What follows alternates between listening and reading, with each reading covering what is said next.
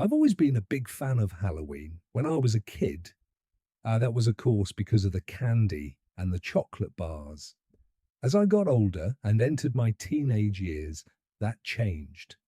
My love for the holiday remained, but that was because of the costumes and decorations.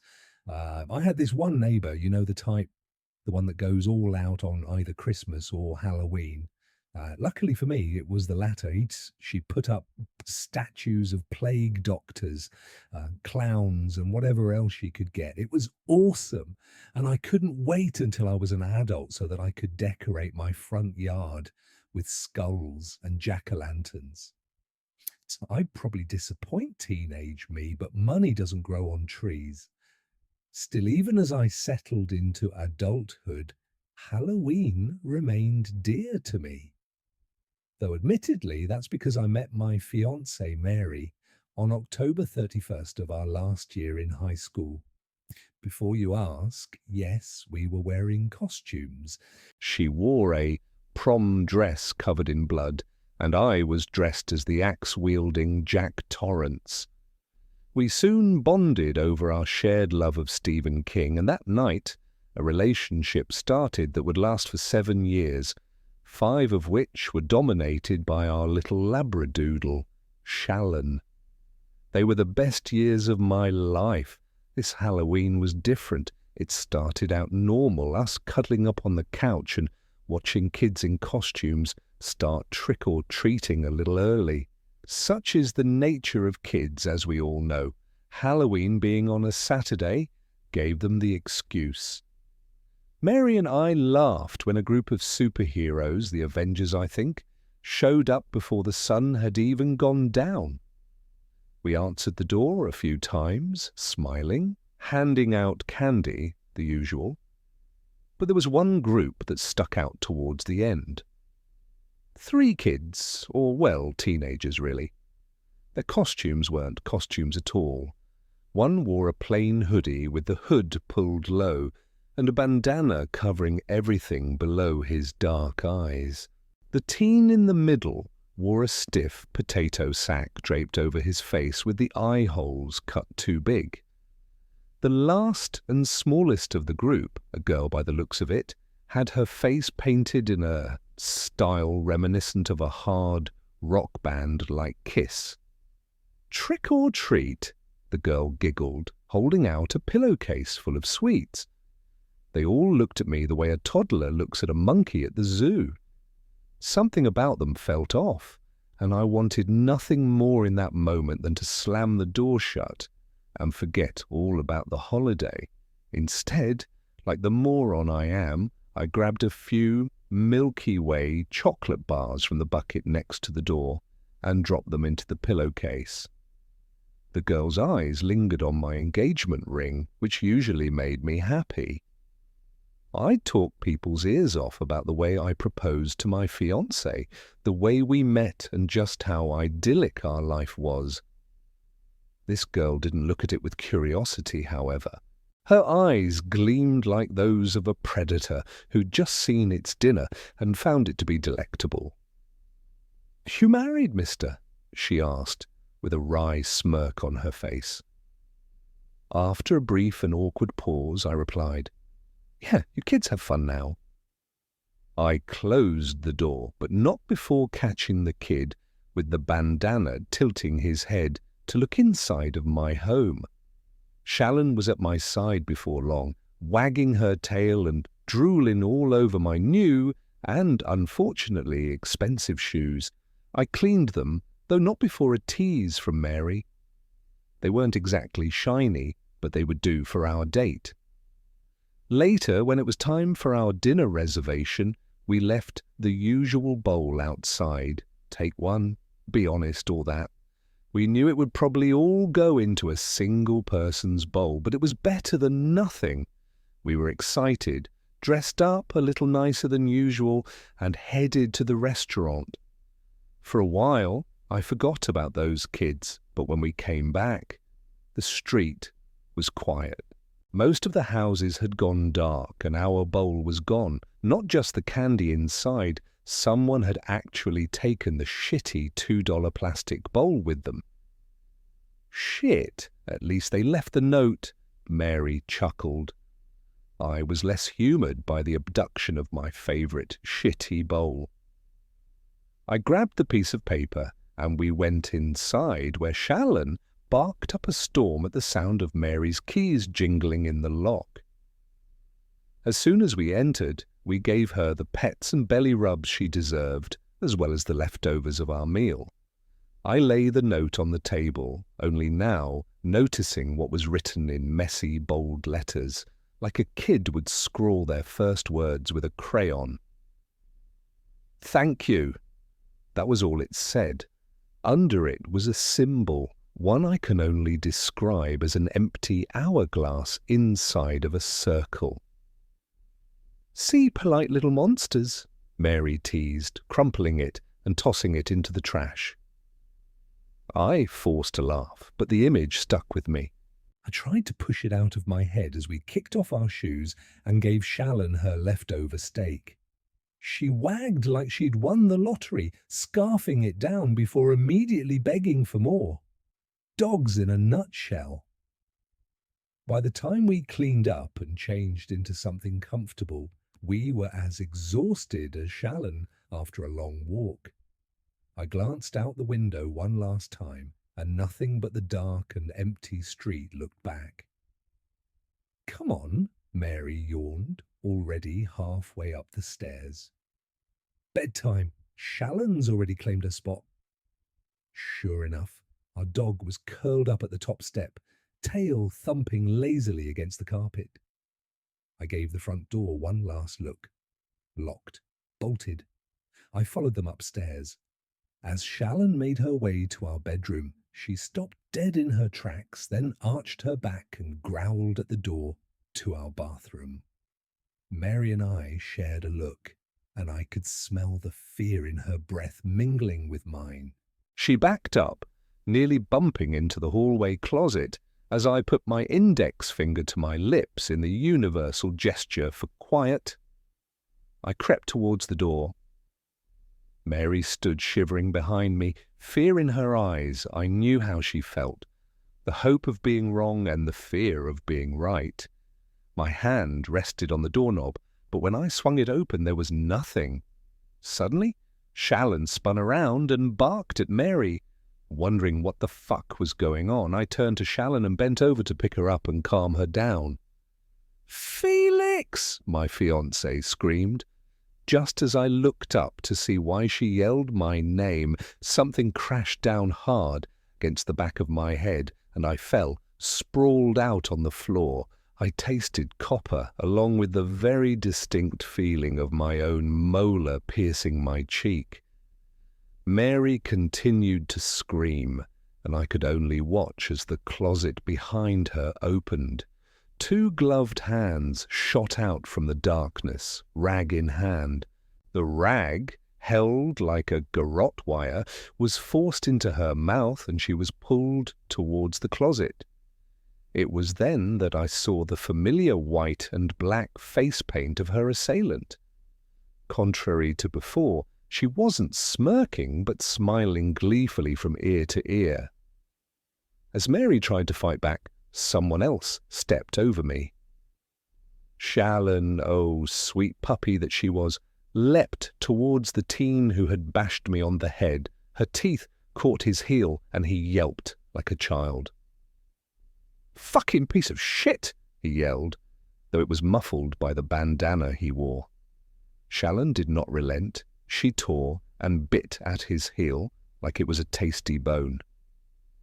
I heard heavy footfalls behind me. Before I even registered them, a heavy-duty work boot crashed into Shallon, and she let go, startled. I could see blood and some flesh in the fur around her mouth. "Ah, what the fuck are you doing, dipshit? Kill it!" the injured kid yelled, clutching his bleeding heel. The potato sack kid kicked Shallon again, who retreated behind the corner. He followed. Shallon yelped, a few thumps followed, and the kid emerged from the corner with a kitchen knife drenched in blood. Mary screamed a defeated, yammering "No!" I stood, dazed, and saw Mary kicking at Potato Sack Kid. Her arms were bound behind her at the wrists and she was gagged. I don't think any man or woman truly knows their own strength until they see what they love most being ripped away from them. That is when you see the true endurance of the human spirit. It was my body that helped me here, however, as I screamed and ran at the kid with that stupid fucking sack over his face, my shoulder connected with his back, and I sent him tumbling into the wall with a muffled cry. My fist connected with the back of his head. Next, then I turned around to face the girl struggling with my fiancé. She was not who I found. The hooded kid stood before me, weight resting on his good leg.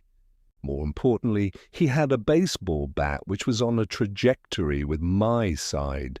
The blow landed with a thwack, and I fell down again. My consciousness waned, my vision dark at the edges. Mary's struggles died as her feet were bound at the ankles. "Get the fuck up, you pussy," Bandana Boy said between groans of pain. "Pussy, at least I didn't scream like a little bitch," Potato Sack replied, hand pressed against the spot where I'd punched him.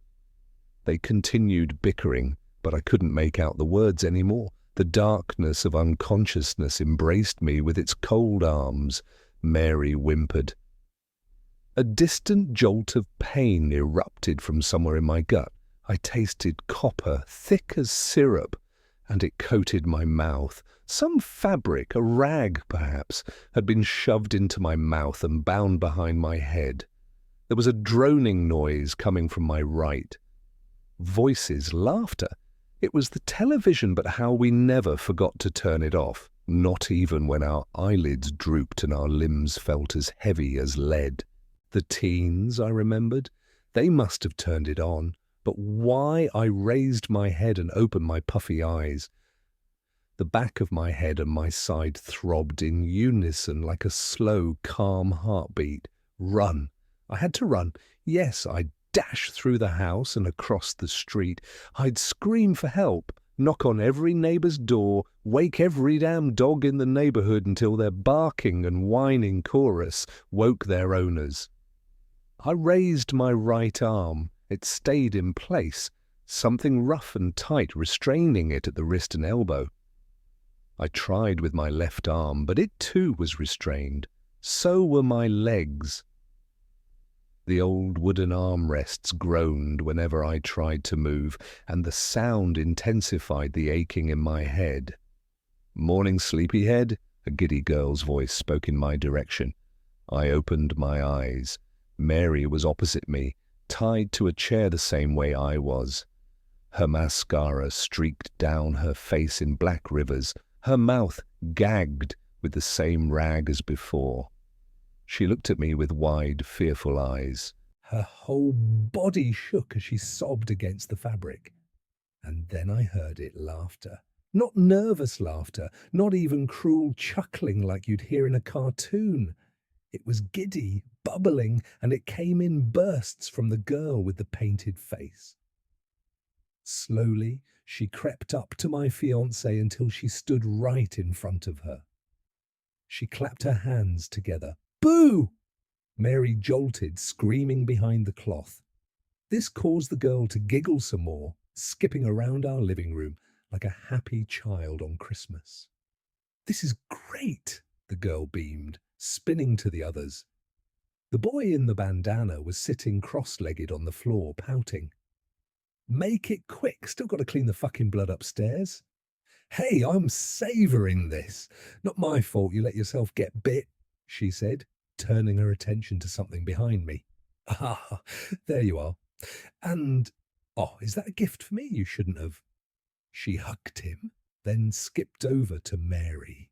Potato Sack followed her wordlessly, humming something that sounded like a lullaby. Bandana Boy still sat in the corner, though he'd now taken out a Milky Way bar and was eating it under the cloth wrapped around his face.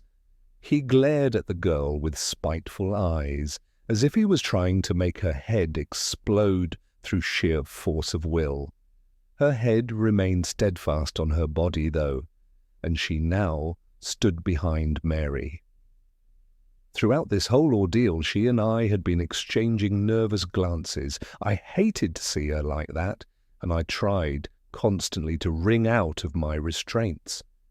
They were, however, far too tight, and my hope quickly plummeted. Hysterical mumbles came from both Mary and I as the girl violently wrapped something around Mary's neck. "Oh, quit crying, will you shut him up?" She looked up at Potato Sack as she tightened the thing around Mary's throat, drowning her cries. A blinding flash of pain shot through my cheek as Potato Sack punched me with tremendous force. The gaping pit of where my molar used to be cried in sharp, yet somehow also dull pain. He grabbed my chin with a gloved hand, blood running from my mouth onto the black leather. Forcing me to look at him, he put his index finger to where his lips would be under the sack in the universal gesture for quiet, then threw my head back and released me. Mary sobbed and something jingled. It was then that I realized what the girl had done. "Looks good on you," she laughed. "Bit tight, though. Can you breathe?" Mary cried a muffled word that sounded like no. Shallon's bloody collar dug into her skin, making it more than a bit difficult to breathe. "What was that, yes you can?" the girl asked, leaning in closer. Mary thrashed around, the collar jingling with every movement. I tried to sprint at the girl with the face paint, but as soon as I moved, Potato Sack smacked me on the back of the head. It felt like my brain was a tennis ball being hit across the court, back and forth. And Mary's chair tipped as she writhed, the back legs scraping the hardwood. She thrashed her body around like a rag doll, as if she was trying to tear herself free through sheer desperation, ropes biting into her skin until blood seeped through the burn marks on her elbows. The girl squealed with delight and clapped again. "Look at her go! Oh my God, she's like one of those inflatable waving noodle guys at a car wash. You're so funny, Mary." Mary half sobbed, half screamed, into the gag, muffled, high-pitched, thrashing so hard I could hear the old wood creak beneath her. I, too, pulled with everything in me, jerking at my own restraints until the chair groaned and my wrists grew raw. Nothing gave, not even a splinter. The girl crouched, bringing her face inches from Mary's, head cocked like she was studying an animal at the zoo. "Oh, you're crying. I wish I could help you, but I can't. They," she nodded towards the other two teens, "wouldn't let me." "And I don't honestly think I'd want to. This is so much fun." She tapped Mary's nose and stood, spinning away on her heels, humming along to the opening of Friends playing from the television. Bandana Boy finally stopped his hateful glaring, crumpling the candy wrapper in his fist. "Fuck, you're making this take for fucking ever. Just slit her goddamn throat and be done. My fucking leg still hurts and we don't have all night." The girl gasped dramatically, whirling on him. "Excuse me," she said with an offended tone.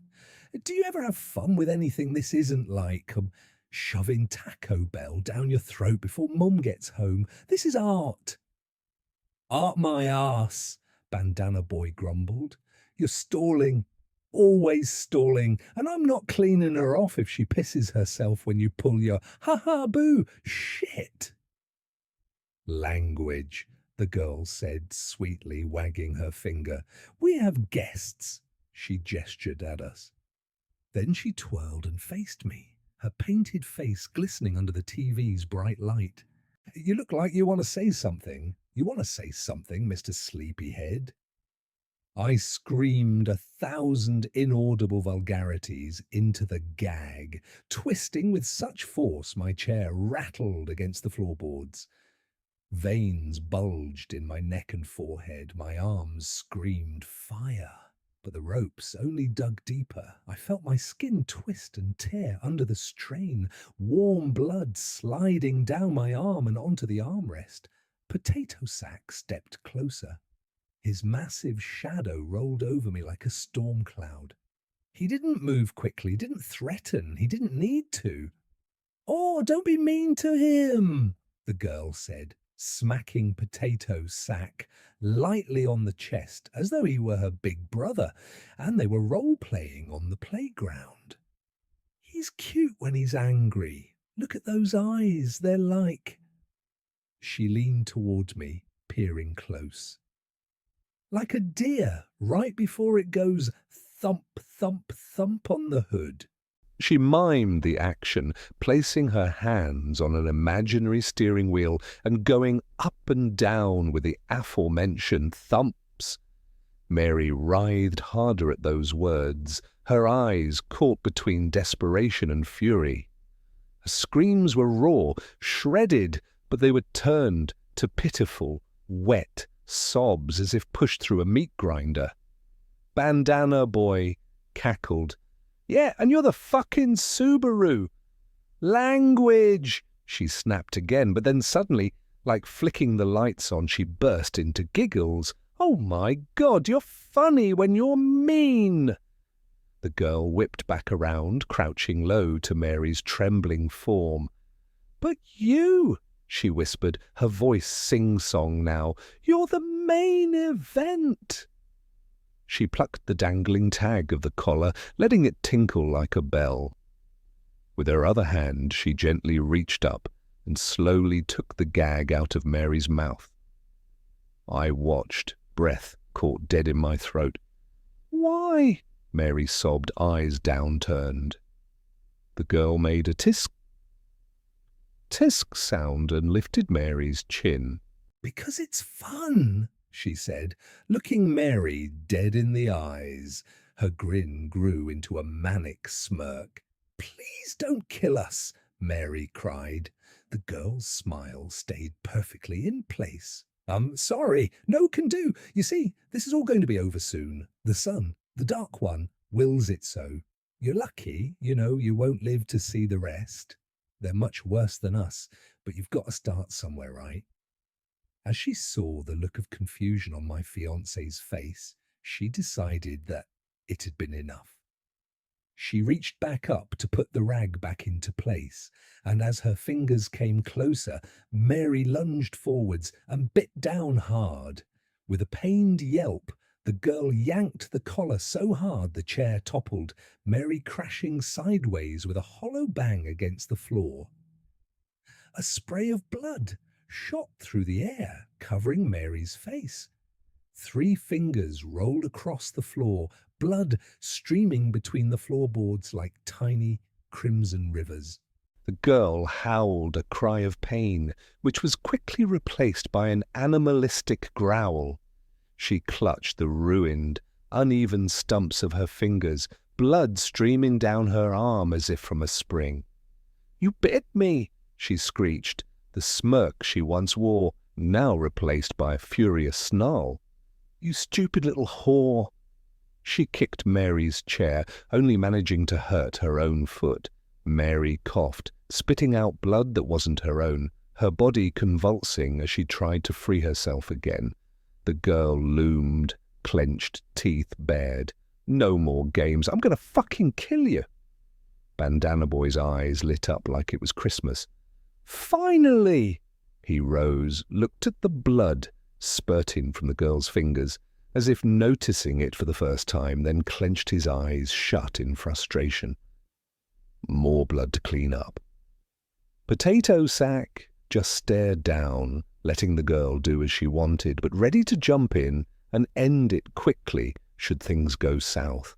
The time bomb in my chest that was panic finally detonated, sending its shockwaves coursing through my veins. I knew what was coming. They weren't bluffing anymore. They were going to kill my Mary. "Hey!" I roared into the gag, thrashing, rattling the chair so hard it screeched across the floor. Hey! I slammed the legs down, over and over, splintering them on the hardwood floor. The girl snapped her head toward me, eyes wide and furious. Something hid behind those eyes, swishing and curling like mist behind her pupils. "Shut him up," she hissed, then added, "Make him hurt like she hurt me." Potato Sack's hand clamped around my arm, squeezing until I thought the bone would snap and puncture my flesh. With his other arm, he gestured for Bandana Boy to bring him something. He dashed away, then emerged with a hammer. Mary screamed as she saw it, but the girl was upon her a moment later. Bandana Boy held me after handing Potato Sack the hammer, restraining me even further, though I think it was just so he could get a better look at what was about to happen. Pain. This moment is when I truly understood that word. Being so helpless not only to help your own suffering, but also that of the person you love most. The first blow came down and sent molten lightning up my arm, a wet crack tearing from my hand. I screamed into the gag, the sound muffled, ragged. He hit me again, each hit landing with blinding hot white light. I tasted bile. The jingling of Shallon's collar brought my senses back. The smell of my own blood hit my nostrils before I could even see my bloodied hand. That was unimportant. On the floor, Mary wheezed, coughing, her eyes full of fright and panic. The girl's blood-soaked hands were wrapped tightly around her neck. Mary's eyes, her beautiful blue eyes, were bloodshot and full of tears. The girl leaned closer. Her mouth opened, but before she could speak, Mary jerked free of her slick, bloody hands and whipped her head around. A disgusting thudding sound echoed from them as Mary's headbutt landed. The girl screamed, stumbling back. Bandana Boy groaned. "That's why you just fucking kill them, you dumb piece of shit!" As the girl and Bandana Boy glared at each other, Mary writhed again. She strained every muscle in her body, and finally her chair collapsed under her. Wood splintered, and like a phoenix, she was born anew. She lurched upward with one jagged shard of wood clenched in her still-bound hands. I lurched to help her, but the rope still bit into my skin. I writhed and pulled back. My mangled and broken hand, slick with oozing blood, moved ever so slightly further than my other hand. This was it. This was hope. Writhing, fighting and twisting, I worked the hand out of the ever slicker rope. It hurt. It fucking hurt like nothing else, but I had to. For her. I tugged my hand back with such force I thought it might sever at the wrist. My hand shot out of its bounds, through both ropes. Quickly I tried to loosen the ropes on my other hand, but it proved futile. Seeing no other way, I slicked my wrist with the blood still gushing from my battered hand, and started the process over. I was faintly aware of Mary fighting the two remaining teens, but I needed to get out of that goddamn chair if I was going to have a chance at helping her. When my arm came free, I made quick work of the ropes binding my legs. The ropes fell away from my legs as I ripped my gag off, the chair tumbling sideways as I kicked free. I scrambled, blood pooling on the hardwood, the hammer still lying in a smear of crimson at Potato Sack's feet. Then I looked up. Mary stood, her shard of splintered wood in hand, its tip dripping blood. Potato Sack lay sprawled on the ground, clutching his side. The girl and Bandana Boy were circling her like vultures, the girl cradling her ruined fingers against her chest. "You think you're clever, bitch," she spat, her voice a shrill mix of fury and delight. "Think you can just fuck with my art and get away with it?" Mary staggered backward, bound wrist still clutching the bloody shard. Her chest rose and fell so quickly it looked like her heart might explode. "Stay the fuck away from me," she croaked, her eyes blazing. You know that hysterical look a cornered animal gets right before it leaps for its attacker's throat. Mary had that exact look in her eyes. She wasn't thinking, and soon enough Bandana Boy had snuck up behind her. He took a large knife from between his waistband and readied it. I didn't shout. I gave no warning before I barreled at him in a full sprint. With no regard for my own life, I leapt towards Bandana Boy and caught him mid-air, both of us tumbling to the ground. I caught both Mary and the girl looking at us in surprise. Then I focused on the knife. It had landed 3 feet away from the boy and I. I lay on top of him. His bandana had come off and I saw a boy. He didn't look scary or even out of the ordinary. Shaggy blonde hair, thin lips and unremarkable brown eyes. I had no clue who he was. He seized my moment of confusion and kicked me in the groin, then spit in my face. I fell down behind him. He crawled towards the knife, but I was faster. As his fingers curled around the hilt of the blade, I was atop him once more. I grabbed his head with both hands and raised it, then brought it down hard on the floor. The dull thwack that followed still haunts me at night, but all events of this night do, if I'm honest. His grip tightened, so I brought his bloodied head up again, then smashed it into the ground with all the force I could muster. His fingers went limp. The scent of his piss-soaked pants assaulted my nostrils. Behind me, a fit of laughter erupted. I spun my head to see Mary had stabbed her piece of wood through the girl's already mangled hand. They were both laughing. Then the girl, with a face that now had 3 shades instead of 2, reached behind her and unsheathed a kitchen knife from her waistband and drove it into Mary's stomach. Mary's legs went limp. She groaned softly, then dropped to the floor. The white, black, and now red-faced devil whipped her head back in pure ecstasy as she laughed. She had cut and severed our future, perhaps not as cleanly as she'd have liked, but when you butcher a carcass, you don't need a surgeon's precision when a butcher's bluntness will do the job just as well. I ran at her, screaming. She tried to swing the knife into my side, but either because of her blood loss or because she was still bathing in ecstasy, she'd grown sloppy. I flicked her hand away, and the knife flew from her grip. My mangled fist met her jaw, and I felt it pop and dislocate. Her laughter did not let up, not after the first punch, and not after the second or the third. It turned from a maniacal laugh into a sputtering gurgle, but it stayed long after I'd stopped counting the punches I threw. I didn't stop until my knuckles were covered in blood and face paint, and her face was little more than a pulp of flesh, bone, and gushing blood.